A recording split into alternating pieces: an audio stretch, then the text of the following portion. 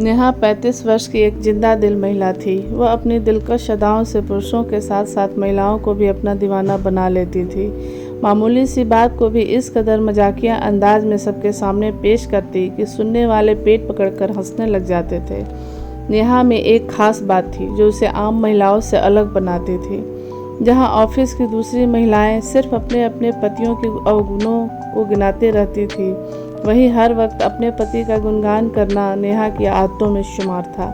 जिस दिन नेहा छुट्टी पर होती उस दिन उसके सहकर्मी उसे बहुत मिस करते थे।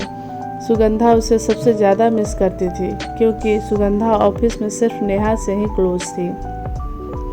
वह नेहा की नॉनसेंस बातें भी गंभीरतापूर्वक सुनती रहती थी। नेहा भी सुगंधा के गंभीर व्यक्तित्व से बहुत प्रभावित थी। सुगंधा के अलावा ऑफिस में सब नेहा के दिलकश अदाओं में रुचि रखते थे। किसी को उससे दिली लगाव नहीं था, लेकिन सुगंधा को नेहा की फिक्र होती थी। शायद इसीलिए नेहा और सुगंधा के बीच धीरे धीरे मित्रता के बीज प्रस्फुटित होने लगे थे।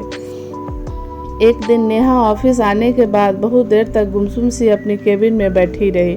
जब लंच टाइम तक नेहा एक बार भी बाहर नहीं आई तो सुगंधा उससे मिलने उसके केबिन में पहुंच गई। नेहा को देखकर सुगंधा को बहुत आश्चर्य हुआ। हरदम अपने कहकहों से ऑफिस में रौनक बिखेरने वाली के चेहरे का रंग उड़ा हुआ था।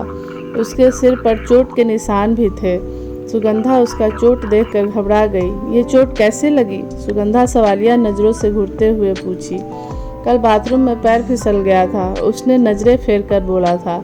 ज़्यादा जोर से तो नहीं लगी ना? सुगंधा घबराते हुए बोली। परेशान मत हो डार्लिंग, घबराने वाली कोई बात नहीं है। नेहा ने नॉर्मल दिखने की कोशिश की पर उसकी आंखों की नमी ने उसका साथ नहीं दिया। तू रो क्यों रही है? बता ना, मुझे तेरी फिक्र हो रही है। सुगंधा उसकी नम आंखों को देख चिंतित स्वर में बोली। सुगंधा का अपने प्रति फिक्र देखकर नेहा की आंखें सजल हो गई थी, पर उसने अपने रोने का कारण नहीं बताया। दोस्तों, क्या सुगंधा नेहा के सिर पर लगे चोट का कारण जान पाएगी? इसके लिए आपको मेरी कहानी का दूसरा भाग देखना पड़ेगा।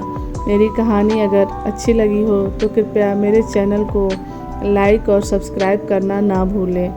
धन्यवाद।